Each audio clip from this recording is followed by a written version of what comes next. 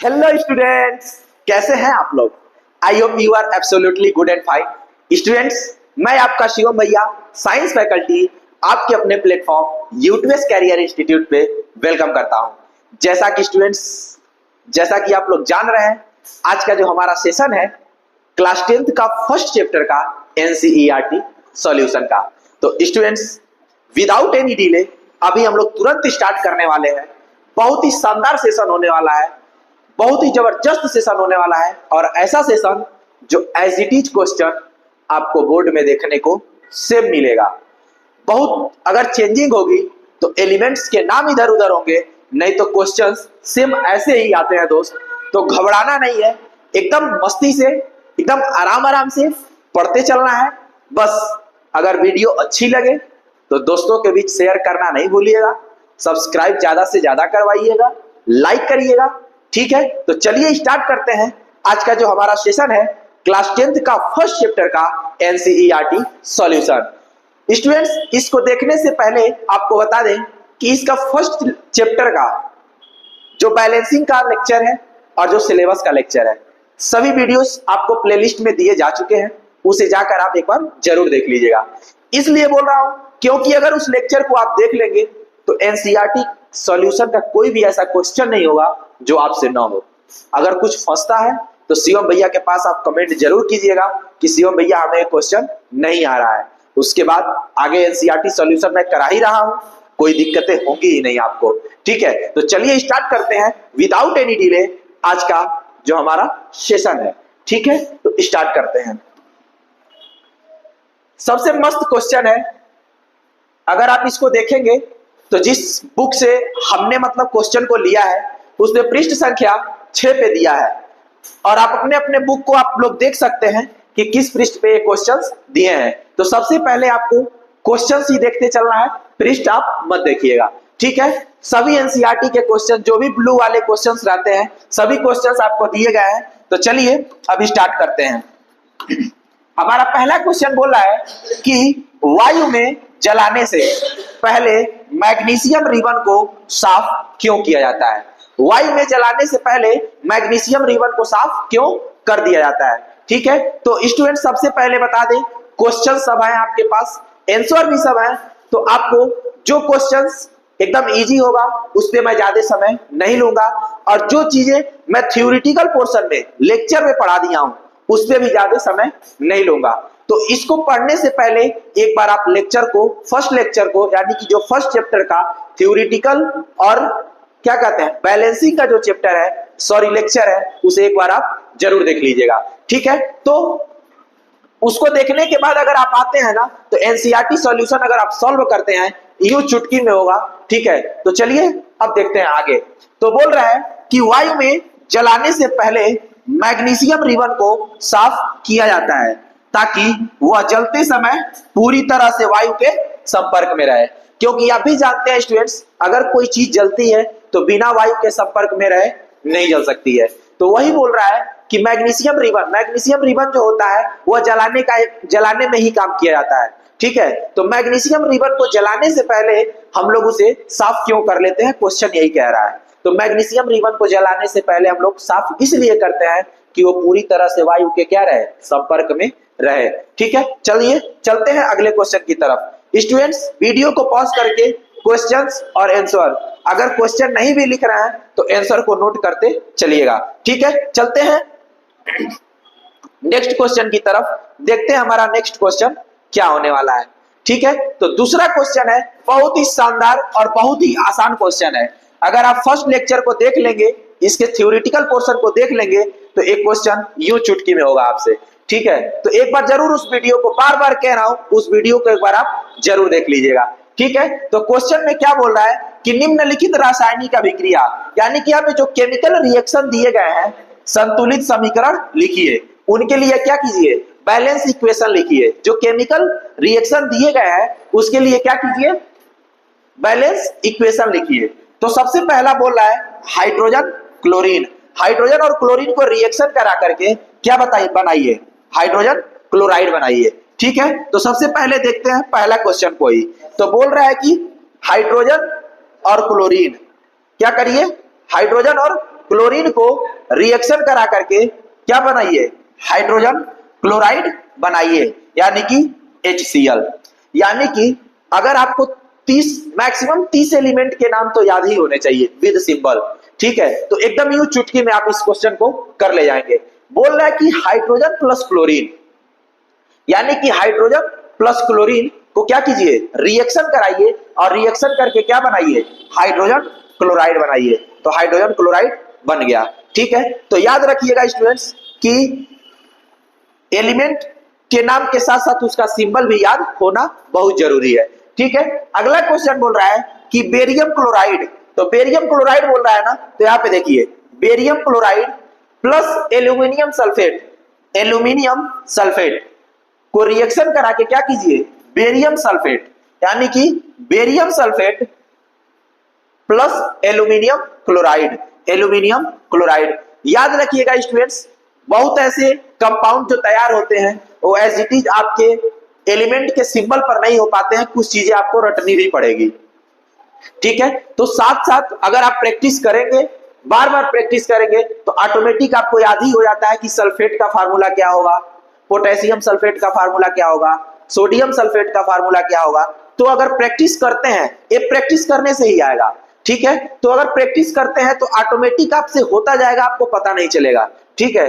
तो यहाँ पे आपको दूसरा क्वेश्चन भी समझ में आ गया होगा।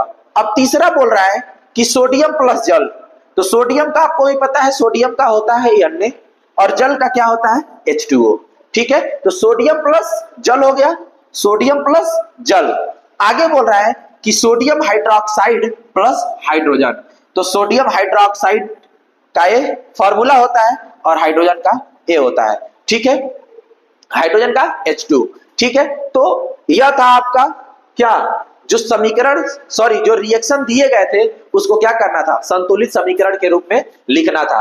तो आपको दिया गया है और साथ में सभी इक्वेशन क्या किए हैं, संतुलित हैं, बैलेंस हैं, ठीक है। तो आपको सभी आंसर डायरेक्ट मिल रहा है भाई, बस नोट करते चलिएगा, एकदम इजी वे में होता जाएगा, ठीक है। तो चलते हैं नेक्स्ट क्वेश्चन की तरफ, वीडियो को पॉज करके नोट करते रहना दोस्त, ठीक है। चलते हैं नेक्स्ट क्वेश्चन की तरफ। नेक्स्ट क्वेश्चन क्या कह रहा है, नेक्स्ट क्वेश्चन कह रहा है कि निम्नलिखित अभिक्रियाओं के लिए, क्या, निम्नलिखित अभिक्रियाओं के लिए उनकी अवस्था के संकेतों के साथ संतुलित रासायनिक समीकरण लिखिए। सेम इसके पहले जैसे हम लोगों ने क्या किया है, संतुलित समीकरण लिखा है, सेम यही क्रिया इसमें भी करना है, बस थोड़ा सा चेंज क्या किया है, आपको कंफ्यूजन करने के लिए अवस्था के संकेतों को बोल दिया है। यानी कि जो हमारा पदार्थ 3 अवस्था में पाया जाता है, अगर 9th में आप पढ़े होंगे तो टाइप्स ऑफ क्या कहते हैं, स्टेट ऑफ मैटर कितने होते हैं, 3 होते हैं, सॉलिड, लिक्विड और गैस। होते तो 5 है, लेकिन हम लोग एनसीईआरटी जो 9th वाले बच्चों को पढ़ाती है सिर्फ 3 ही पढ़ाती है, सॉलिड, लिक्विड एंड गैस, ठीक है। तो अब थोड़ा सा कंफ्यूजन करने के लिए अवस्था के संकेतों को डाल दिया है, यानी कि उस जो एलिमेंट को आप लिखेंगे उस किस स्टेट में है उसको भी साथ में लिखना है। सेम एज इट इज, जैसे इसके पहले वाला मैंने बताया है सेम वैसे ही होगा, इसमें भी क्या करना है, बैलेंसिंग करना है। तो बोल रहा है कि जल में बेरियम क्लोराइड, जल में बेरियम क्लोराइड यानी कि एक्वस में, ठीक है, जल का मतलब एक्वस में तथा सोडियम सल्फेट, तथा सोडियम सल्फेट के विलयन यानी कि सॉल्यूशन में अभिक्रिया करके सोडियम क्लोराइड का विलयन, क्या, सोडियम क्लोराइड का विलयन तथा अघुलनशील बेरियम सल्फेट, यानी कि जो बेरियम सल्फेट क्या हो, घुला न हो, अघुलनशील बेरियम सल्फेट को क्या कीजिए, तैयार करिए। और वो क्या कह रहा है कि अवक्षेप बनाते हैं, अवक्षेप बनाना यानी कि तैयार करना, यानी कि उत्पाद का निर्माण करना, यानी कि उत्पाद हो रहा है, अवक्षेप बनाते हैं, यानी कि जो बचा कुचा रहता है उसी को अवक्षेप बोलते हैं, यानी कि जो उस रिएक्शन को करने के बाद जो बन रहा है, ठीक है। तो वही बोला है कि अवक्षेप बनाते हैं। तो ये हो गया आपका रिएक्शन और उसके चिन्हों सहित उसका क्या हो गया, बैलेंसिंग हो गया। अगला बोल रहा है कि सोडियम हाइड्रोक्साइड का विलयन किसमें, जल में कह रहा है तो एक्वस हो गया। आगे बोल रहा है कि हाइड्रोक्लोरिक अम्ल के विलयन, हाइड्रोक्लोरिक अम्ल हो गया के विलयन जल में, किसमें, जल में यानी कि एक्वस में। जब कहेगा जल में तो उसके आगे आप सिंबल AQ लगाएंगे, तभी आपका वो क्वेश्चन का आंसर क्या होगा, सही हो पाएगा। अब आगे बोल रहा है कि जल से अभिक्रिया करके सोडियम क्लोराइड क्या करेगा, सोडियम क्लोराइड का विलयन तथा जल बनाते हैं। बस दोस्त जैसा बोल रहा है ना हिंदी में, बस उसी का अगर एलिमेंट का आपको सिंबल याद है ना तो आप ऑटोमेटिक करते जाओगे। बस कुछ क्वेश्चंस ऐसे होते हैं जिनको रटना पड़ता है, उसकी प्रैक्टिस अगर कर लेते हो तो यूं चुटकी में क्वेश्चन करते जाओगे, बस याद रखना। लेकिन बार बार कह रहा हूं कि फर्स्ट लेक्चर को भूलना, देखना नहीं भूलना, जाके एक बार प्लेलिस्ट में उसे जरूर देख लेना, क्योंकि आगे आने वाले क्वेश्चंस बहुत ऐसे हैं जो मैं एज इट इज यही कराया ही हूं, सेम क्वेश्चन कराया हूं, उसमें थ्योरेटिकल पोर्शन में और एनसीईआरटी क्वेश्चन में भी सेम वही आया है। ठीक है, तो वहां पे मैं ज्यादा समय नहीं लूंगा। तो आगे चलते हैं अब अगले क्वेश्चन की तरफ, देखते हैं हमारा अगला क्वेश्चन क्या होने वाला है। अगला क्वेश्चन बोल रहा है इसमें कि किसी पदार्थ यक्ष के विलयन का उपयोग सफेदी करने में, जो हम लोग चूने का यूज करते हैं ना पेंट सफेदी करने के लिए होता है। अगर उसका किसी पदार्थ यक्ष का प्रयोग होता है तो पहला क्वेश्चन तुमसे पूछा है कि पदार्थ यक्ष का नाम बताइए और उसका सूत्र लिखिए। जिस पदार्थ का हम लोग सफेदी करने के लिए यूज करते हैं उसका क्या कीजिए, नाम बताइए तथा उसका सूत्र लिखिए। तो सबसे पहले हम लोग पहले क्वेश्चन का उत्तर देख लेते हैं। तो पहले क्वेश्चन का उत्तर कह रहा है कि पदार्थ यक्ष का नाम कैल्शियम ऑक्साइड है। पदार्थ यक्ष का नाम क्या है, कैल्शियम ऑक्साइड है, और इसका सूत्र क्या होता है, CaO होता है। ठीक है, अब बोल रहा है कि दूसरे क्वेश्चन में ऊपर फर्स्ट में लिखे पदार्थ यक्ष, जो ऊपर फर्स्ट में जो पदार्थ आपको मिल रहा है यक्ष की जल के साथ अभिक्रिया लिखिए। यानी कि पहले क्वेश्चन में हम लोगों ने क्या मिला था, कैल्शियम ऑक्साइड मिला था, उसका क्या कीजिए, जल के साथ क्रिया कराइए, तो आपको क्या बनेगा, कैल्शियम हाइड्रोक्साइड बनेगा। ठीक है, तो कैल्शियम ऑक्साइड जल के साथ तीव्रता से अभिक्रिया करके बुझे हुए चूने यानी कि कैल्शियम हाइड्रोक्साइड का निर्माण करता है। यहाँ पे आप देख रहे होंगे बिना बुझा हुआ चूना और जल एक साथ रिएक्शन करके क्या बना रहा है, बुझा हुआ चूना बना रहा है। ठीक है, तो एकदम इजी है दोस्त, बस आंसर लिखते चलो, क्वेश्चन यूं चुटकी में होता जाएगा। ठीक है, आंसर लिखते चलो। ठीक, तो चलते हैं अब अगले क्वेश्चन की तरफ, देखते हैं अगला क्वेश्चन क्या है।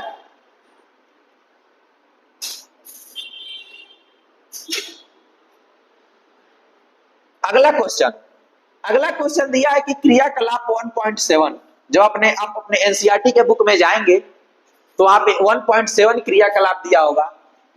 1.7 में एक परख नली में एकत्रित गैस, यानी कि कोई एक परख नली है उसमें कोई एकत्रित गैस होगा, गैस की मात्रा दूसरी से दोगुनी है, उस गैस का नाम बताइए। यानी कि यहाँ पे जो आपको परख नली यहाँ पे दिखाई दे रहा है, ठीक है, उसमें बोल रहा है कि परख नली में एकत्रित गैस, कोई एकत्रित एक गैस है, ठीक है, वह बोल रहा है कि दूसरों से दोगुनी क्यों है, मतलब एक दूसरा गैस भी है। जैसे मान लो किसी परख नली में ऑक्सीजन है और उसी के साथ हाइड्रोजन भी है, तो पूछ रहा है कि एक गैस दूसरी से दोगुनी क्यों है। ठीक है, अभी हम लोग देखेंगे कौन कौन सा गैस इसमें मिलेगा। ठीक है, तो बोल रहा है कि दोगुनी क्यों है और वो कौन सी गैस है, उस गैस का नाम बताइए। ठीक है, तो सबसे पहले यहाँ पे हमारे पास परख नली है। ठीक, तो यहाँ पे एक गैस दिखाई दे रहा है ऑक्सीजन और एक गैस यहाँ पे दिखाई दे रहा है हाइड्रोजन। ठीक है, और ये है हमारी परख नली। ठीक है, परख नली, इसमें जल है, फिर इसमें ग्रेफाइट का रॉड है, एनोड है, कैथोड है, और ये ऊपर का क्या है, प्लास्टिक का मग है। ठीक है, प्लास्टिक का मग है। तो सबसे पहले यहाँ पे हमें मतलब किससे किससे है, सिर्फ गैस से अभी क्वेश्चन पूछा है तो हमें देखना है। एक ऑक्सीजन है, एक तरफ हाइड्रोजन है। तो बोल रहा है कि क्रियाकलाप में परख नली में एकत्रित गैस की मात्रा दूसरी से दोगुनी क्यों है, यानी कि अगर ऑक्सीजन है तो हाइड्रोजन क्यों दोगुना है और हाइड्रोजन है तो ऑक्सीजन क्यों दोगुना है, मतलब एक को अपने में कंपेयर कराया है, तुलना कराया, क्यों एक दूसरे से दोगुनी है, तभी हम देखेंगे कौन सा गैस दोगुना हो रहा है। ठीक है, तो बोल रहा है कि जल में क्या बोल रहा है कि जल में 2 भाग हाइड्रोजन, क्या बोल रहा है कि जल में 2 भाग हाइड्रोजन और एक भाग ऑक्सीजन है।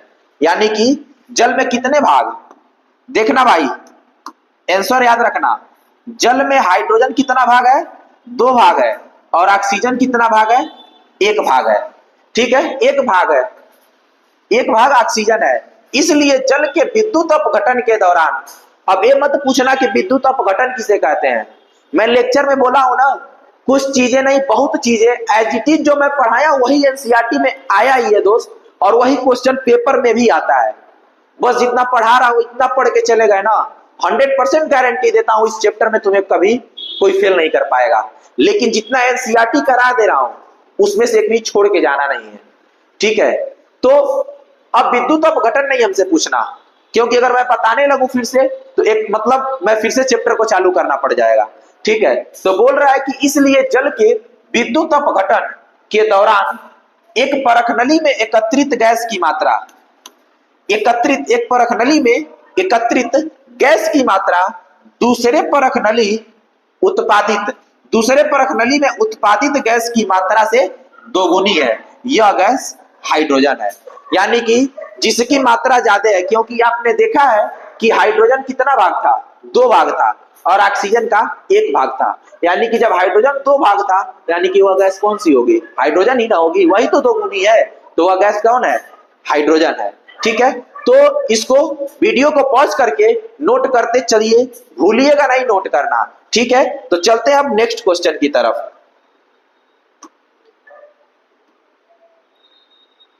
नेक्स्ट क्वेश्चन क्या कह रहा है कि देखना भाई, पृष्ठ संख्या 15 पे है क्वेश्चन। ठीक है, और बहुत ही इजी क्वेश्चन है। बस मैं बार बार बोल रहा हूं, अगर फर्स्ट लेक्चर जो भी देख के आया होगा ना, इस एनसीईआरटी के क्वेश्चन को यूं चुटकी में उड़ा दोगे, क्योंकि मैं पढ़ाता ही वही हूं जो एनसीईआरटी में आता है, और एनसीईआरटी में वही आता है जो बोर्ड में आता है। यानी कि कहने का मतलब है ये पढ़ाता वही हूं जो बोर्ड में आता है। तो घबराना नहीं है, एकदम आराम आराम से पढ़ते चलना है, लेकिन एनसीईआरटी को छोड़ना नहीं है। अगर एनसीईआरटी छोड़ के जाओगे तो पक्का बोर्ड में ऐसे क्वेश्चन मिलेंगे जो तुमसे नहीं होगा। बस एनसीईआरटी का पूरा सेशन कंप्लीट देखो, दोस्तों के बीच शेयर करो। ठीक है, तो चलते हैं अगले क्वेश्चन की तरफ। अगले क्वेश्चन की तरफ जब हम पढ़ते हैं तो क्वेश्चन में कह रहा है कि जब लोहे की कील को कॉपर सल्फेट के विलयन में डुबोया जाता है तो विलयन का रंग क्यों बदल जाता है।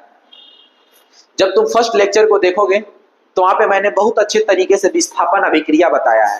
ठीक है, वहां पे मैंने परख नली में 2 कील को भी लिया है, 2 कील की सहायता से कॉपर सल्फेट के विलयन में क्या किया हमने, डुबोया है। तो वहां पे जो उसका ब्लू कलर का रंग होता है वो क्या होता है, हरा हो जाता है। इसके लिए तो भाई प्लीज यार जाके तुम्हें वो फर्स्ट लेक्चर देखना पड़ेगा, क्योंकि मैं बार बार इसे पढ़ा नहीं सकता। अगर पढ़ाऊंगा तो फिर लेक्चर स्टार्ट करना पड़ जाएगा। ठीक है, तो उसको एक बार जरूर देख ला भाई। एनसीईआरटी सॉल्यूशन तुम कर रहे हो, और एनसीईआरटी सॉल्यूशन पढ़ने के बाद ही हम करते हैं, तो एक बार उस लेक्चर को जरूर पढ़ लो। ऑटोमेटिक जब आओगे ना तो हमसे पूछना नहीं पड़ेगा भैया ये क्यों हुआ, क्योंकि वहां तुम पढ़ चुके रहोगे कि विलयन में डुबोते ही क्यों उसका रंग क्या होता है, बदल जाता है। आंसर देख लो, एक बार वीडियो को जरूर देख लेना। तो बोल रहा है कि जब लोहे की कील को कॉपर सल्फेट के विलयन में डुबोया जाता है तब लोहे यानी कि आयरन ने दूसरे तत्व कॉपर को कॉपर सल्फेट के विलयन से विस्थापित कर देता है। मैंने बोला है कि विस्थापन अभिक्रिया में बहुत अच्छे से पढ़ाया हूं, तो विस्थापित कर देता है। इस प्रकार कॉपर सल्फेट के विलयन का रंग क्या होता है, बदल जाता है। यहां निम्नलिखित अभिक्रिया होती है। सेम यही रिएक्शन करवाया हूं दोस्त फर्स्ट लेक्चर में भी, इसीलिए इसी रिएक्शन को मैं इसमें दिखाया भी हूं। यहां पे क्या होता है, आयरन जो होता है अधिक क्रियाशील होता है कॉपर की तुलना में। वो थोड़ा सा समझा देता हूं। आयरन जो होता है अधिक क्रियाशील होता है कॉपर की तुलना में। ठीक है, तो जैसे ही हम लोग उसको रिएक्शन कराते हैं तो आयरन क्या करता है, सल्फेट से अपने जुड़ जाता है और कॉपर को क्या कर देता है, अलग कर देता है। याद रखना भाई, लाइफ में भी हमेशा याद रखना, अधिक क्रियाशील जो होता है ना कम क्रियाशील वाले को हमेशा हटा देता है। चाहे वो पैसे के मैटर में हो, चाहे दोस्ती यारी के मैटर में हो, चाहे तुम्हारे कंसेप्ट हो, चाहे तुम्हारा रिएक्शन हो, हर जगह ये चीजें फॉलो होती हैं। ये साइंस है यार, हर जगह संभल के रहना पड़ता है, हर जगह थोड़ा बच के चलना पड़ता है। तो हर जगह कोशिश यही करना, चाहे जिस भी दुनिया में रहो, मोर रिएक्टिव रहने की कोशिश करना। आयरन बनना, कॉपर नहीं। क्या बनना? आयरन बनना, कॉपर नहीं। अगर कॉपर बनोगे, हटा दिए जाओगे, जरूर तुम्हारा जगह कोई और ले लेगा। ठीक है, तो आयरन बनना, कॉपर नहीं। जिस भी एरिया में रहना, मोर रिएक्टिव रहना, अधिक क्रियाशील रहना। अगर कम क्रियाशील रहे, हटा दिए जाओगे। चाहे वो मनी का मैटर हो, पैसे का मैटर हो, कोशिश यही करना कि अधिक क्रियाशील रहना। मेरा कहना सिर्फ यही है, इस कंसेप्ट से बनना है तो आयरन बनना, कॉपर नहीं बनना। ठीक है, तो यहाँ पे क्या होता है, आयरन जो होता है अधिक क्रियाशील यानी कि मोर रिएक्टिव होता है कंपैरिजन टू कॉपर, जिससे क्या होता है, सल्फेट के साथ दोस्ती आयरन कर लेता है और कॉपर को क्या कर देता है, अकेले कर देता है। यही इसी अभिक्रिया को हम लोग क्या कहते हैं, विस्थापन अभिक्रिया बोलते हैं। जाके दोस्त उस वीडियो को एक बार जरूर देख लेना, क्योंकि एनसीईआरटी सॉल्यूशन हम चैप्टर को पढ़ने के बाद ही सॉल्व करते हैं दोस्त, एनसीईआरटी के क्वेश्चंस को। तो यहाँ पे हर चीजें नहीं समझा सकता मैं, लेकिन जितना है समझने लायक है उतना समझा दूंगा। ये सब चीजें तुमको वहां पे पूरा इमेज के साथ बताई गई हैं, एकदम अच्छे समझ लोगे। एक बार जाके उसे जरूर पढ़ना। ठीक है, तो आंसर सब कुछ, सभी क्वेश्चंस के आंसर तुम्हारे सामने हैं, इसको नोट करते चलो, लिखते चलो, उस वीडियो को भी देख लेना। ठीक, चलते हैं अगले क्वेश्चन की तरफ। अगला क्वेश्चन हमारा क्या कह रहा है, अब बोल रहा है कि क्रियाकलाप 1.10, यानी कि बोल रहा है कि क्रियाकलाप एक्टिविटी 1.10 से भिन्न द्विविस्थापन अभिक्रिया का एक उदाहरण दीजिए। जब तुम क्रियाकलाप 1.10 देखोगे तो उसमें कोई रिएक्शन दिया होगा। ठीक है, जब जाके किताब पलटोगे तभी पता चलेगा। अब ये नहीं सोचना कि मास्टर कहां से लेकर आ गया है, जाके किताब पलटोगे तो 1.10 पे तुम्हें कोई रिएक्शन वहां दिखेगा क्रियाकलाप में। ठीक है, जब वहां जाओगे तो वही बोल रहा है कि जो रिएक्शन उसमें दिया है उससे कोई अलग लिखिए। ठीक है, लेकिन वो विस्थापन अभिक्रिया किसकी होनी चाहिए, द्विविस्थापन अभिक्रिया का रिएक्शन होना चाहिए। तो यहाँ पे देखोगे पोटेशियम ब्रोमाइड बेरियम आयोडीन के साथ रिएक्शन करके पोटेशियम आयोडीन बना रहा है और लास्ट में बेरियम ब्रोमाइड बना रहा है। ठीक है, सॉरी, ब्रोमीन बना रहा है। ठीक, तो ब्रोमाइड, अब चलो ब्रोमीन बना रहा है। अब यहाँ पे क्या हुआ, वह बोला है कि 1.10 में जो तुमने अभिक्रिया कराया है उससे क्या करिए, भिन्न, यानी कि उससे कोई अलग एक अभिक्रिया तुम्हें लिखना है। ठीक है, तो आंसर तुम्हारे सामने है दोस्त, आंसर लिखते चलो। सिर्फ यही दिखा दोगे, तुम्हारे क्वेश्चन का आंसर इतना छोटा सा, इतू सा है दोस्त। ठीक है, अगला क्वेश्चन बोला है कि निम्न अभिक्रियाओं में उपचयित तथा अपचयित पदार्थों की पहचान कीजिए। तो भाई उपचयन और अपचयन बहुत आसान तरीके में, बहुत डीपली मैंने समझाया है उसी लेक्चर में, उसको जाके देखो, ये ऑटोमेटिक समझ में आ जाएगा। ऑटोमेटिक जैसे वहां जाओगे, समझोगे, तो तुम्हें पता चल जाएगा अपचयन और उपचयन किसे कहते हैं। तो यहाँ पे आंसर देखते हैं, सोडियम का उपचयन या ऑक्सीकरण होता है क्योंकि इसमें ऑक्सीजन की वृद्धि होती है।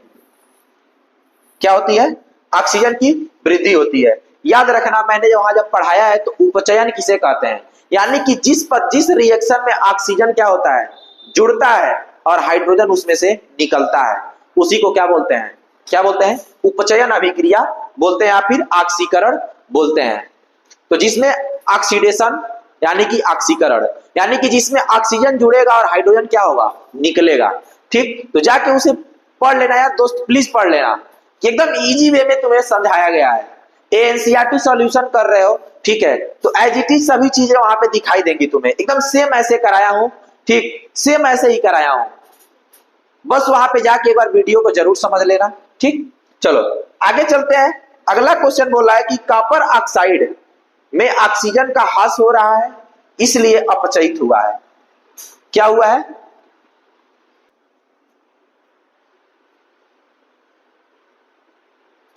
सॉरी थोड़ा सा टेक्निकल इशू आ गया था। ठीक है, अकेले बैठे हैं, मतलब अकेले यहाँ पे वीडियो बना रहा हूँ पूरा स्टूडियो में अपने। ठीक, तो थोड़ा सा टेक्निकल इशू आ गया था, तो चलो चलते हैं, अब देखते हैं।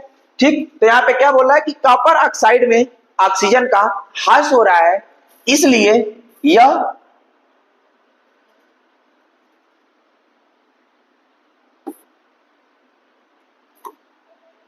क्या हो रहा है, अपचयित हुआ है, तथा हाइड्रोजन में ऑक्सीजन की वृद्धि हो रही है, इसलिए यह क्या हुआ है, उपचयित हुआ है। तो दोस्त हर एक क्वेश्चन का आंसर तुम्हारे पास है, ठीक है, हर एक क्वेश्चन का आंसर तुम्हारे पास है, एकदम एज इट इज क्वेश्चन का आंसर ऐसे तुम लिखते चलो और पेपर में ऐसे लिख के चले आना, ठीक है। बट नोट करना नहीं भूलना दोस्त एनसीईआरटी के क्वेश्चंस को, क्योंकि आएगा यही जो मैं पढ़ा रहा हूं और एनसीईआरटी से ही आता है, ठीक। तो चलते हैं अगले क्वेश्चन की तरफ, देखते हैं हमारा अगला क्वेश्चन क्या है। अगला क्वेश्चन में दिया है कि पृष्ठ संख्या 16 पे जो है, तो भाई फिर क्वेश्चन में देखो वही आया है कि नीचे दी गई अभिक्रिया के संबंध में कौन सा कथन असत्य है, यानी कि कौन सा कथन क्या है, झूठा है, कौन सा कथन झूठा है। तो यहाँ पे तुम्हारे पास रिएक्शन दिया गया है PbO3 प्लस PbCO2, रिएक्शन यहाँ पे दिया गया है, सीसा अपचयित हो रहा है, अपचयन उपचयन बार बार बोल रहा हूं, जाके पढ़ लेना, वहां समझ जाओगे, ऑटोमेटिक ये क्वेश्चन करते जाओगे तुम।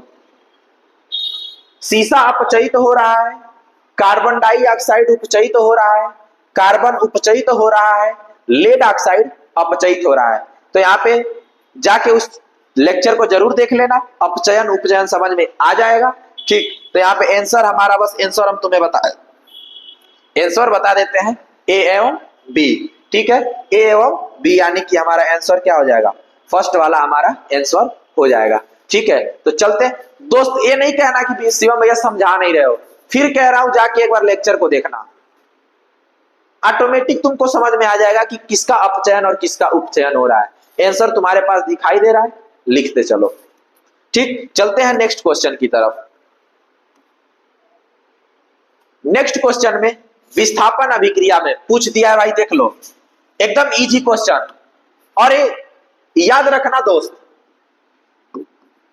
100% गारंटी देता हूं यहाँ पे, 100% विस्थापन अभिक्रिया का क्वेश्चन एकदम पक्का आएगा, आएगा जरूर, और मैक्सिमम 90% चांस होते हैं ना, रिएक्शन एज इट इज यही पूछ देता है, आयरन के साथ का रिएक्शन पक्का पूछेगा, चाहे वो एल्युमिनियम दिया रहेगा आयरन के साथ या फिर कॉपर दे दिया रहेगा, लेकिन आयरन के साथ का रिएक्शन आता ही आता है, इस चीज को हमेशा याद रखना। और क्वेश्चन ऐसे ही आते हैं भाई, याद रखना, फिर बोल रहा हूं क्वेश्चन सेम ऐसे ही आते हैं। अब यहाँ पे तुम्हारे पास क्या है, यहाँ पे दिया है Fe2O3 plus aluminium Al2 plus Al2O3 plus 2 Fe, बोल रहा है कि ऊपर दी गई अभिक्रिया किस प्रकार की है। अभी मैंने तुमको बताया है कि क्या है, यहाँ पे देखना, आयरन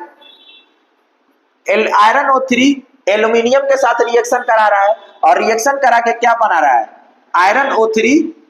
एल्यूमिनियम O3 जो है बना रहा है, और साथ में 2 Fe बना रहा है। तो यहाँ पे तुम देख रहे होगे आयरन पहले O3 के साथ जुड़ा है, ठीक है, आयरन पहले O3 के साथ जुड़ा है, और बाद में क्या हुआ है, रिएक्शन के बाद O3 Al के साथ जुड़ गया है, यानी कि कहीं ना कहीं यहाँ पे क्या है, एल्यूमिनियम अधिक क्रियाशील होता है आयरन से, लेकिन आयरन कॉपर से अधिक क्रियाशील होता है, और यहाँ पे आयरन जो है एल्यूमिनियम से अधिक क्रियाशील नहीं है, कम क्रियाशील है, इसलिए एल्यूमिनियम क्या किया है, आयरन को हटा करके उसका जगह खुद ले लिया है, तो यहाँ पे विस्थापन हुआ है।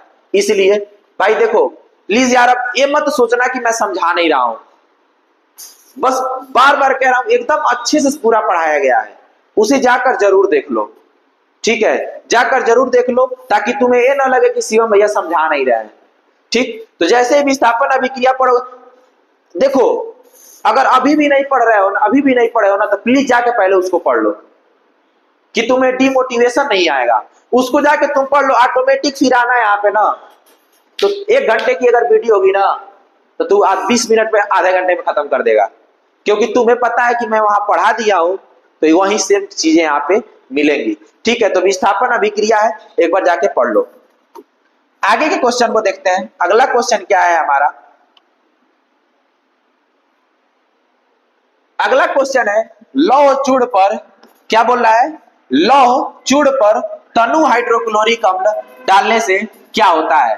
यानी कि लौह के चूड़ पे तनु हाइड्रोक्लोरिक अम्ल डालने से क्या होता है, सही उत्तर पर क्या कीजिए, निशान लगाइए। तो क्या है, हाइड्रोजन गैस एवं आयरन क्लोराइड बनता है। चैप्टर को पढ़ो एज इट इज, एकदम ऐसे क्वेश्चंस आते हैं, सब समझ में आ जाएगा। हाइड्रोजन गैस एवं आयरन क्लोराइड बनता है, आंसर तुम्हारे सामने है, लिखते चलो, टिक लगाते चलो, ठीक है। तो पहले का यही आंसर हो जाएगा, हाइड्रोजन गैस एवं आयरन क्लोराइड बनता है, ठीक है। चलते हैं नेक्स्ट क्वेश्चन की तरफ। नेक्स्ट क्वेश्चन में कह रहा है कि संतुलित रासायनिक समीकरण क्या है। संतुलित रासायनिक समीकरण क्या है, रासायनिक समीकरण को संतुलित करना क्यों आवश्यक है। भाई फिर कह रहा हूं, नहीं देखे हो जाके देख लेना, सेम क्वेश्चंस हैं, एज इट इज सब करवाया हूं।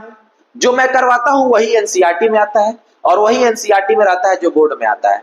तो यानी कि कहने का मतलब है पहले शब्द का पहले से कनेक्शन करा लो, जो पढ़ाऊंगा वही बोर्ड में आएगा। इससे एकदम निश्चिंत रहना, अगर एनसीईआरटी करके चले जाओगे फिर आके तू हमसे कहना कि शिवम भैया ये नहीं आया था, ठीक है। तो जाओ पढ़ लो उसे, अगर नहीं पढ़े हो तो ये सब क्वेश्चंस हमें पढ़ना ना पड़े, इस पे टाइम ना लेना पड़े, क्योंकि मैंने उसे बता दिया है। चलते हैं अगले क्वेश्चन की तरफ। अगला क्वेश्चन है, निम्न कथनों को रासायनिक समीकरणों के रूप में परिवर्तित कर उन्हें संतुलित कीजिए। अभी इसके पहले तुम लोगों ने बहुत सारे स्टार्टिंग के 2-3 क्वेश्चन सिर्फ इसी पे कराए गए हैं। यानी कि जो बोल रहा है, फिर कह रहा हूं, 30 एलिमेंट का नाम तुम्हें याद है विद सिंबल, अगर याद है 30 एलिमेंट का नाम अगर तुम्हें याद है विद सिंबल अगर याद है, तो ये सारे क्वेश्चन को तुम यूं चुटकी उड़ा फाड़ क्या जाओगे, याद रखना, फाड़ दोगे क्वेश्चन को। बोल रहा है कि निम्न कथनों को रासायनिक समीकरण के रूप में परिवर्तित कर उन्हें संतुलित कीजिए। तो सबसे पहले जो हिंदी में बोल रहा था, इसके पहले स्टार्टिंग के 2-3 क्वेश्चन हमने यही किए हैं। जो हिंदी में बोल रहा है उसी को क्या करना है, उसके सिंबल में लिख देना है और इक्वेशन को बैलेंस कर देना है। और इक्वेशन बैलेंसिंग यूं ट्रिक में समझाया हूं, आधे घंटे से 45 मिनट की वीडियो सिर्फ बैलेंसिंग पर ही है, यूं चुटकी में उड़ा दोगे। ऐसे क्वेश्चंस को मैंने समझाया है, ठीक है, यूं उड़ा दोगे क्वेश्चन को, ऐसे ट्रिक से मैंने बैलेंसिंग करना सिखाया है, उसे भी जाकर एक बार देख लेना, ठीक है। चलते हैं अगले क्वेश्चन की तरफ। आंसर तुम्हारे पास है भाई, आंसर नोट कर लो, बाद में जब पढ़ लोगे तो आंसर मिला लेना, ठीक है। लेकिन घबराना नहीं, अगर कोई प्रॉब्लम होती है तो तू लास्ट में जाते जाते मैं नंबर भी देके चला जाऊंगा, एक बार मैसेज जरूर करना, व्हाट्सएप जो भी हो, जो भी यहाँ पे मौजूद रहेगा मैसेज करोगे, असिस्टेंट चाहे हमारे जो भी टीम है जो भी होगी संभालेगा इसे, ठीक है। अगर नहीं होता है उसके बाद मैं हूं, भाई हमेशा तुम्हारे लिए खड़ा है, इस चीज को याद रखना, ठीक। आगे चलते हैं अगले क्वेश्चन की तरफ, देखते हैं हमारा अगला क्वेश्चन क्या होने वाला है, ठीक है। निम्न रासायनिक समीकरणों को संतुलित कीजिए। तो भाई पहले बता रहा हूं, रासायनिक समीकरण को संतुलित करना है तो सबसे पहले यहाँ पे इतने बड़े पॉइंट में बोल के जा रहा हूं, 100% क्वेश्चन आएगा संतुलित करने से, चाहे 1 आए, 2 आए, 3 आए, 4 आए, 5 आए, आएगा जरूर, संतुलित करने का क्वेश्चन जरूर आएगा। और फिर कह के जा रहा हूं, फिर बोल रहा हूं, भाई तुम्हारा साथ कभी नहीं छोड़ेगा, किसी शर्त पे नहीं छोड़ेगा, बस याद रखना वीडियो को देखना नहीं भूलना। मैंने इतना इजी वे में, इतने आसान तरीके से बैलेंसिंग का एक वीडियो पूरा दे दिया है। मेरा मकसद सिर्फ है कि एनसीईआरटी का आंसर तुम्हें देना, और तुम्हारा काम है पहले हमारे फर्स्ट लेक्चर को यानी कि थ्योरेटिकल लेक्चर को पढ़ के आना, फिर एनसीईआरटी में पैर डालना। आगे समझ में, इस चीज को हमेशा याद रखना, पहले उसे जाओ पढ़ लो, ऑटोमेटिक आओगे तो शिवम भैया का नाम लोगे, क्योंकि जो पढ़ के आए रहोगे ना, यूं चुटकी उड़ा दोगे, तुम्हें पता नहीं चलेगा। फिर बोल रहा हूं, बैलेंसिंग करने वाला क्वेश्चन है, आंसर तुम्हारे पास मौजूद है, आंसर लिख सकते हो, बाद में आके जब सीख जाना तो ऑटोमेटिक आके पहले अपने मन से करना, फिर आंसर से मिला लेना, तुम्हें कॉन्फिडेंस अपना उसी तरह हाई हो जाएगा, ठीक है। लेकिन 100% गारंटी देकर जाता हूं, तुम्हें आएगा जरूर, इससे क्वेश्चन आएगा जरूर, ठीक है। चलते हैं नेक्स्ट क्वेश्चन की तरफ।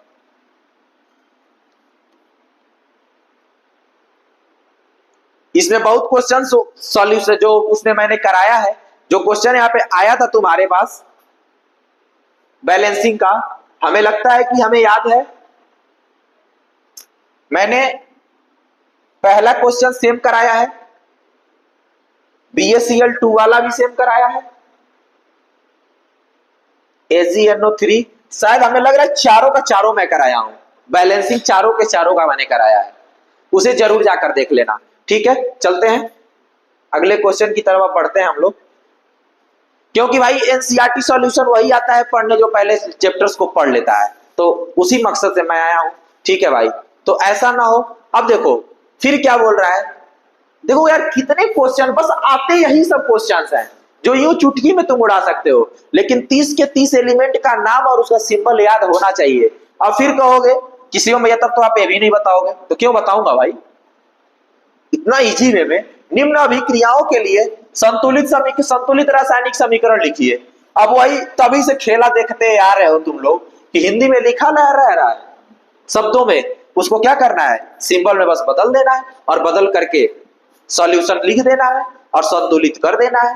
और संतुलित का मैंने वीडियो दे दिया है, एक बार देख लेना, ऑटोमेटिक ये चुटकी में करोगे यार, बस उस चैप्टर को जाके पढ़ लेना। एनसीईआरटी का मकसद क्या है तुम खुद सोचो, चैप्टर पढ़ने के बाद ही ना एनसीईआरटी सॉल्यूशन करते हैं हम लोग, तो जब पढ़ के आओगे तो एनसीईआरटी में क्या मिलता है, वही सब चीजें जो चैप्टर में रहती हैं। और मैं ऐसा नहीं है कि तुम्हें पढ़ाया नहीं गया है, पढ़ा दिया गया है, जब वहां से पढ़ के आओगे ना तो ऑटोमेटिक ये क्वेश्चन कर ले जाओगे, तुम्हें पता नहीं चलेगा। ठीक है, तो चलते हैं नेक्स्ट क्वेश्चन की तरफ। आंसर नोट करते जाओ भाई, आंसर मेरा मकसद था आंसर देना, मैं आंसर देकर आया हूं तुम्हें तुम्हारे लिए। चलते हैं नेक्स्ट क्वेश्चन की तरफ। नेक्स्ट क्वेश्चन है फिर वही, क्या बोल रहा है, बोल रहा है कि निम्न अभिक्रियाओं के लिए संतुलित रासायनिक समीकरण लिखिए एवं अभिक्रिया का प्रकार बताइए। देख भाई, इसमें भी समीकरण लिखना है, संतुलित समीकरण को क्या करना है, संतुलित करना है। ठीक है, संतुलित करना है और साथ में क्या करना है, उसमें अभिक्रिया का प्रकार लिखना है, कौन सी अभिक्रिया हो रही है। जाओ पढ़ो, संतुलित करना सीख जाओगे तो संतुलित कर लोगे, और लेक्चर को पढ़ लोगे तो कौन सी अभिक्रिया है पता चल जाएगा। ठीक है, पता चल जाएगा। ठीक है, पता चल जाएगा। तो चलते हैं नेक्स्ट क्वेश्चन की तरफ, देखते हैं हमारा नेक्स्ट क्वेश्चन क्या होने वाला है। ठीक है, अब है इसमें क्वेश्चन में ऊष्माक्षेपी एवं ऊष्माशोषी अभिक्रिया का क्या अर्थ है, उदाहरण दीजिए। ठीक, तो ऊष्माक्षेपी और ऊष्माशोषी, ऊष्माक्षेपी और ऊष्माशोषी, ये पूरा थ्योरेटिकल है दोस्त, इसमें भी मैं कुछ नहीं कहूंगा।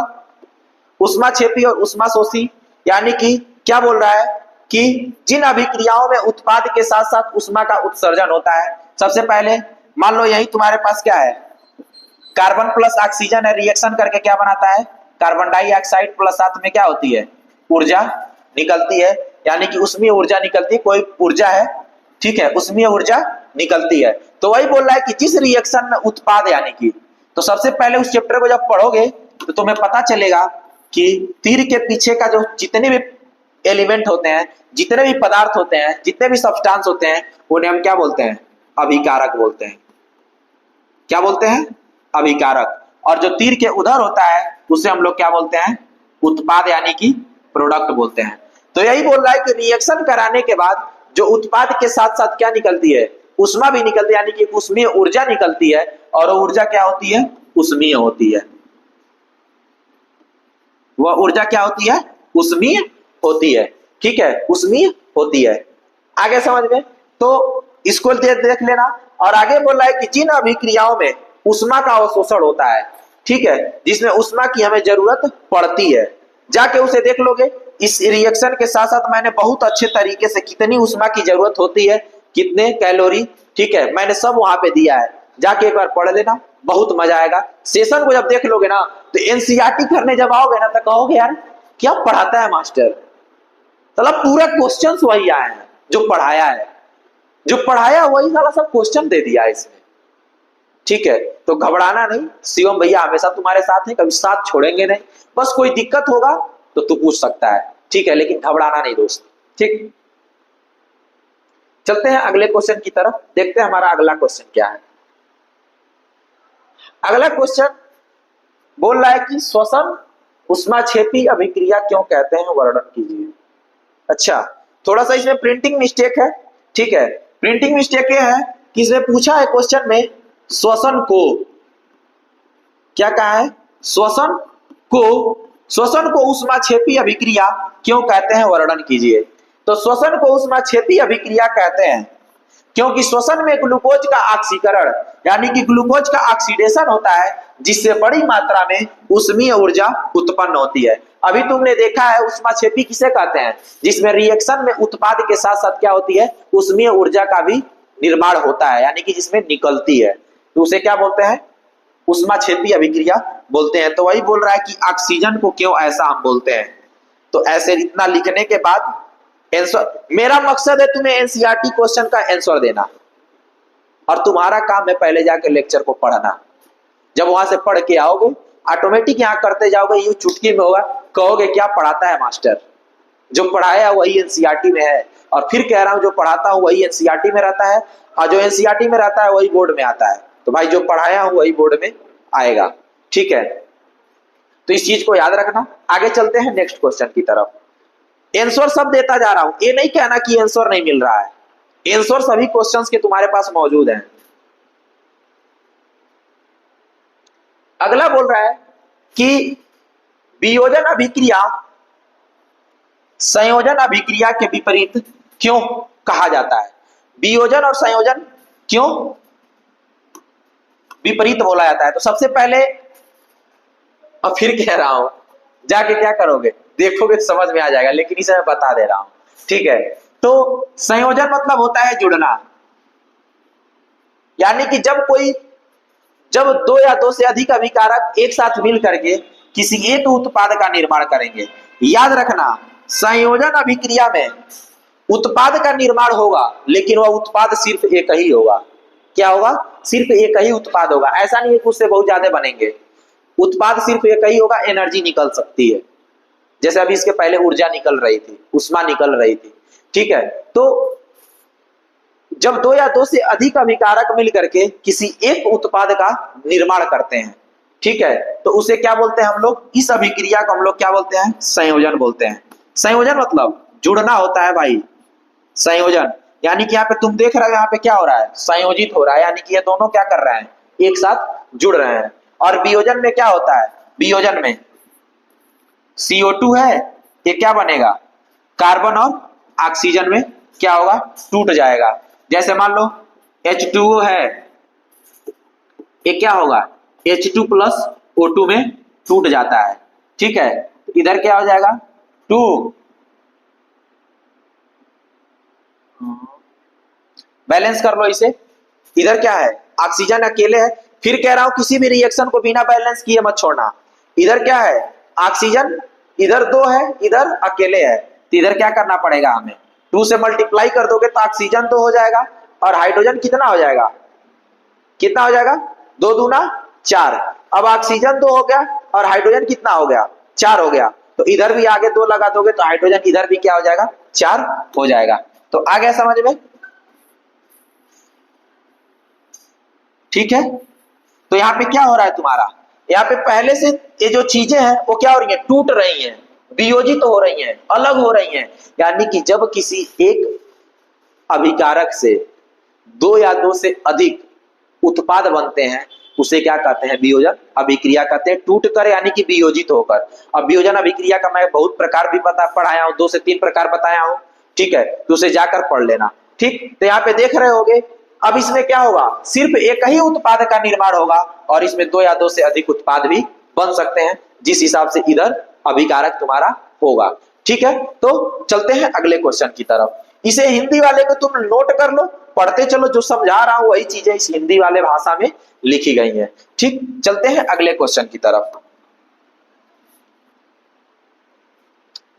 अगला क्वेश्चन बोल रहा है कि उन वियोजन अभिक्रियाओं के एक एक समीकरण लिखिए, उन वियोजन अभिक्रियाओं के एक एक समीकरण लिखिए जिनमें ऊष्मा, प्रकाश, विद्युत के रूप में ऊर्जा प्रदान की जाती है। तो भाई सबसे पहले अब ये पूरा थ्योरेटिकल पोर्शन है, फिर कह रहा हूं सब पढ़ा दिया गया है। यानी कि कहने का मतलब है उष्मीय वियोजन, प्रकाशीय वियोजन और विद्युतीय वियोजन का उदाहरण पूछ रहा है। तो तुम्हारे पास प्रिंटिंग मिस्टेक है, यहाँ पे 2 का दिया गया है, 1 छूट गया है। ठीक, तो कैल्शियम कार्बोनेट ये तुम्हारा क्या है, उष्मीय उष्मा से है, तो ये तुम्हारा क्या हो गया, उष्मा के कारण हो रहा है तो उष्मीय वियोजन हो गया। यहाँ पे सूर्य के प्रकाश के कारण हो रहा है तो ये प्रकाशीय वियोजन हो गया। अब ये मत कहना कि सर सिर्फ बोलते चले आ रहे हैं, मैंने क्या बोला है, एनसीईआरटी सॉल्यूशन लाने का मेरा मकसद है तुम्हें हर एक क्वेश्चन का आंसर लाना, और तुम्हारा मकसद है कि उस आंसर को देखने से पहले फर्स्ट वाले लेक्चर को, जो थ्योरेटिकल लेक्चर है, उसको पढ़ के आना कि एनसीईआरटी ऑटोमेटिक क्यों करते जाओगे। ठीक है, आ गया समझ में। तो अब किसका हो गया, उसमें का हो गया, सूर्य का प्रकाश का हो गया। एक जो प्रिंटिंग मिस्टेक है उसे बता देता हूं, विद्युतीय का। ठीक है, तो विद्युतीय का क्या होता है, H2O। अब वियोजन है तो कहीं ना कहीं टूटेगा, अभी मैंने इसके जस्ट पहले बताया है। तो ये क्या होगा, H2 + O2 में टूट जाता है। अब इधर ऑक्सीजन, किसी भी रिएक्शन को बिना बैलेंस का नहीं छोड़ना। इधर ऑक्सीजन तो है, इधर एक ही है, तो यहाँ 2 लगा दोगे तो ऑक्सीजन इधर तो हो जाएगा, लेकिन अब हाइड्रोजन 4 हो गया, 2 दूना 4 हो गया, तो यहाँ पर भी 2 लगा दोगे तो हाइड्रोजन क्या हो जाएगा, 4 हो जाएगा। और फिर यहाँ पे तुम्हारा क्या हो जाएगा, यहाँ पे फिर लिख दोगे किसके द्वारा, विद्युत के द्वारा। किसके द्वारा, विद्युत के द्वारा। तीनों का एग्जाम्पल तुम्हें मिल गया, तीनों का समीकरण मिल गया, खुश। चलते हैं आगे क्वेश्चन की तरफ। ठीक है, अगला क्वेश्चन है, विस्थापन एवं द्विविस्थापन अभिक्रियाओं में अंतर क्या है, इस अभिक्रियाओं के समीकरण लिखिए। ठीक है, तो विस्थापन और द्विविस्थापन थ्योरेटिकल पूरा है, फिर बोल रहा हूं, हर क्वेश्चन में मैं बोल रहा हूं कि जाके जरूर देख लेना। ठीक है, तो इसे जाकर एक बार जरूर देख लेना। आगे क्वेश्चन है, बोल रहा है कि सिल्वर के शोधन में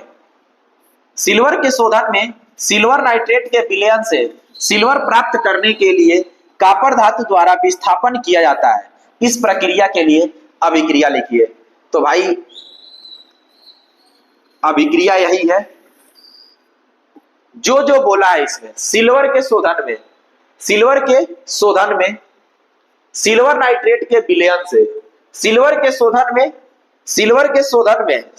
नाइट्रेट के विलयन से।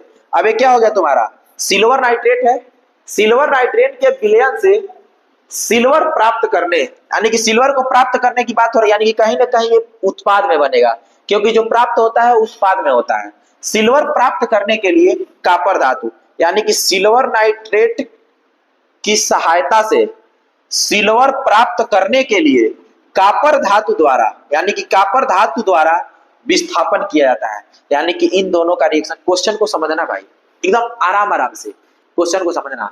बोल रहा है कि सिल्वर के शोधन में, यानी कि सिल्वर का शोधन किया जाएगा, कहीं ना कहीं इसका निर्माण किया जाएगा, तो कहीं ना कहीं प्रोडक्ट में जाएगा। तो सिल्वर के शोधन में सिल्वर नाइट्रेट के विलयन से, अब क्या है तुम्हारा, सिल्वर नाइट्रेट है, सिल्वर नाइट्रेट के विलयन से सिल्वर प्राप्त करने। ठीक है, ध्यान देना, सिल्वर प्राप्त करने, सिल्वर को प्राप्त किया जा रहा है, Ag को, सिल्वर प्राप्त करने के लिए कॉपर धातु द्वारा विस्थापन, यानी कि कॉपर के साथ क्रिया करके विस्थापन किया जाता है। इस प्रक्रिया के लिए अभिक्रिया लिखिए। अभिक्रिया तुम्हारे पास मौजूद है। ठीक है, अभिक्रिया तुम्हारे पास क्या है, मौजूद है। अब इतना तुम जान रहे हो, और इसमें से तुमने Ag का शोधन किया है, तो Ag इधर लिख दो। अब जैसे इधर Ag लिख दोगे, इधर का Ag खत्म हो गया, यानी कि तुम्हारे पास क्या बचा, कॉपर और NO3 बच गया। तो जो बचेगा इसके साथ लिख दोगे।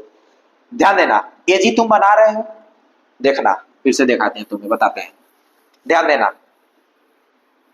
तुम्हें Ag का शोधन कह रहा है, तो Ag का शोधन कह रहा है, तो कहीं ना कहीं प्रोडक्ट साइड में इसे बना दोगे, और इतना तुम्हें पता है कि इतना ही से विस्थापित करना है हमें।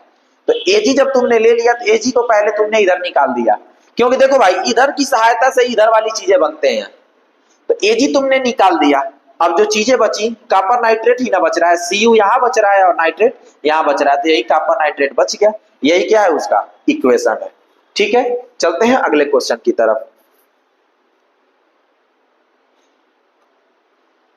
अगला क्वेश्चन क्या है, अवक्षेपण अभिक्रिया से आप क्या समझते हैं, उदाहरण देकर समझाइए। अवक्षेपण हमने क्या बताया अभी, अवक्षेप यानी कि जो लास्ट में बचता है, जो बनता है, ठीक है। तो यहाँ पे क्या है, ऐसी अभिक्रिया जिसमें अविलेय लवण प्राप्त होते हैं।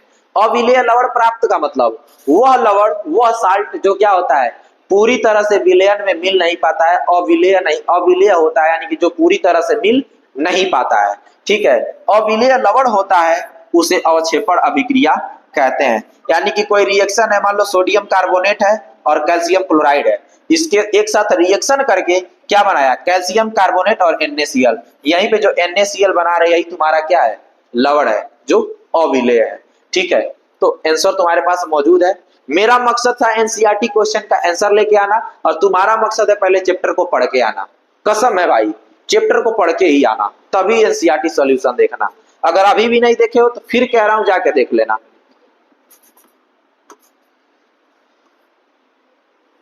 अगला क्वेश्चन है, ऑक्सीजन के योग या ह्रास के आधार पर निम्न पदों की व्याख्या कीजिए, ठीक है।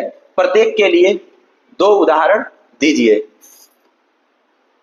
ऑक्सीजन जुड़ता है और हाइड्रोजन का ह्रास होता है, यानी कि हाइड्रोजन निकलता है, यानी कि उपचयन अभिक्रिया कहलाती है। तो अपचयन और उपचयन को जाके पढ़ लेना। जब पढ़ लोगे उसे तो एक एक उदाहरण भी मैंने वहां दिया है, वही उदाहरण यहाँ पे क्या कर देना, सेम यही उदाहरण दिया हूं, जाके उसे पढ़ लेना और पढ़ करके लिख देना। और लिख दोगे तो यह उसका थ्योरेटिकल है और यही उसका उदाहरण दे दिया गया है। आंसर एकदम अच्छा खासा है, आंसर एकदम मस्त पीपीटी तैयार। सोचो जो इंसान पीपीटी तैयार करता है उसको कितनी मेहनत लगती होगी यार, उतनी मेहनत कर रहा है, इतना अच्छा खासा तुम्हारे लिए बना रहा है, तो तुम उसी मेहनत से पढ़ लो दोस्त, ठीक है।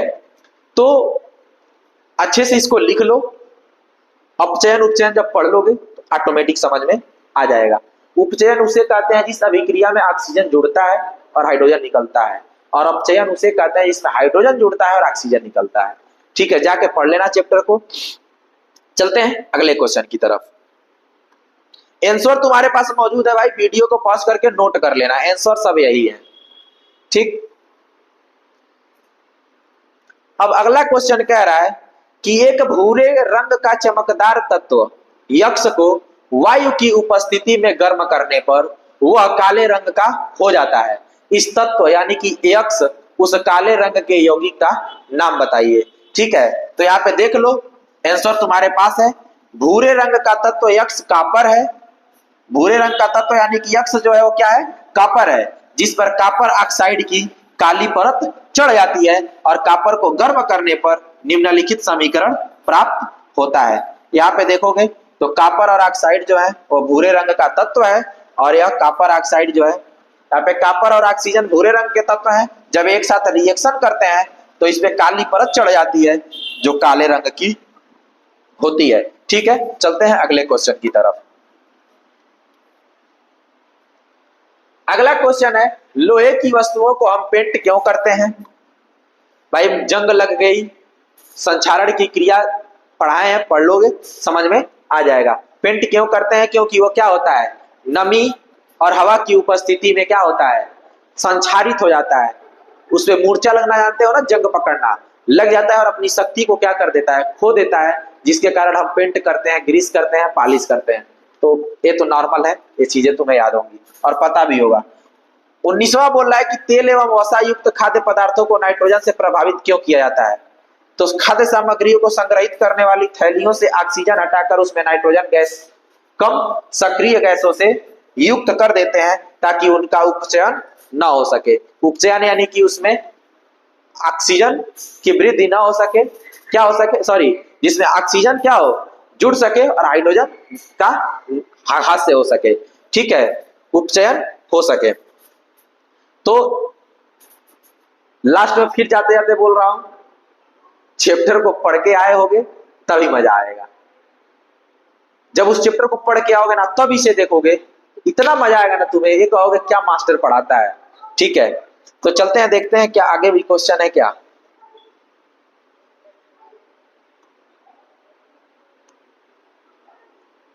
हाँ, तो आ गया वही चीज, संक्षारण और विकृत गंधिता। एकदम एज इट इज मैंने दोनों क्वेश्चन कराए हैं, थ्योरेटिकल में पूरा पढ़ाया है। और जो पढ़ाया है भाई 100% बोल रहा हूं, 100%, वही एनसीईआरटी में है और वो एनसीईआरटी में जो है वही पेपर में आता है, यानी कि जो मैंने पढ़ाया है वही बोर्ड में तुम्हारे आएगा। एनसीईआरटी को किसी शर्त पे नहीं छोड़ना। संचारण और विकृत गंधिता किसे कहते हैं देख लो, आंसर लिख लो, ठीक है, और याद करना नहीं बोलना बस। तो हमें लगता है एनसीईआरटी के क्वेश्चन कंप्लीट हुए जितना तुम्हारे फर्स्ट चैप्टर में थे। तो जाते जाते फिर से कहेंगे, अगर वीडियो पसंद आई हो तो दोस्तों के बीच शेयर करना नहीं भूलना, सब्सक्राइब करवाना, और ऐसे ही हर एक चैप्टर के अगर एनसीईआरटी सॉल्यूशन तुम्हें चाहिए, अगर एनसीईआरटी सॉल्यूशन चाहिए तो कमेंट जरूर करना, और किस चैप्टर का चाहिए मैं तो धीरे धीरे सभी चैप्टर्स का दूंगा, लेकिन अगर किस चैप्टर का चाहिए कमेंट करना, उस चैप्टर का तुम्हें एनसीईआरटी सॉल्यूशन जरूर मिल जाएगी। ठीक है, एनसीईआरटी सॉल्यूशन तुम्हें जरूर मिल जाएगी। बस घबराना नहीं दोस्त, शिवम भैया हमेशा तुम्हारे साथ हैं, बस घबराना नहीं। दोस्तों के बीच शेयर करना नहीं भूलना। तो जाते जाते फिर से धन्यवाद कि आप लोग यहां तक जुड़े रहे, लास्ट तक बने रहे। ठीक, तो यदि तुम्हें कोई प्रॉब्लम होती है, किसी भी चीज की कोई दिक्कत, परेशानी, पीड़ा, तकल्लुफ जो भी हो, अगर कुछ होता है तो तुम्हारे पास 2 नंबर देकर जा रहा हूं, ठीक है, इस पे मैसेज कर सकते हो। पहला नंबर, दूसरा नंबर, ठीक है, मैसेज कर देना अगर कोई भी प्रॉब्लम होती है तो, उसके बाद मैं हूं देख लूंगा। बस कोई भी प्रॉब्लम होती है, किसी भी चीज से रिलेटेड कोई भी प्रॉब्लम हो, इस चैप्टर का एनसीईआरटी से अगर कमेंट नहीं कर पाते हो तो मैसेज कर देना कि हमें चाहिए, लेकिन कमेंट कर दोगे तो ज्यादा अच्छा रहेगा, हम लोग देख लेंगे उसे और तुम्हें तुरंत उसकी वीडियो मिल जाएगी। तो जाते जाते फिर से बहुत ही बहुत धन्यवाद कि आप लोग लास्ट तक बने रहें। शेयर करना नहीं भूलिएगा, ज्यादा से ज्यादा शेयर कीजिएगा, सपोर्ट करिएगा। आपका सपोर्ट हमारी मोटिवेशन होती है, हम लोग बहुत अच्छे से काम करते हैं जब आपका सपोर्ट मिलता है। तो जाते जाते फिर से धन्यवाद, मिलते हैं नेक्स्ट एपिसोड में किसी नए वीडियो के साथ। जय हिंद, जय भारत।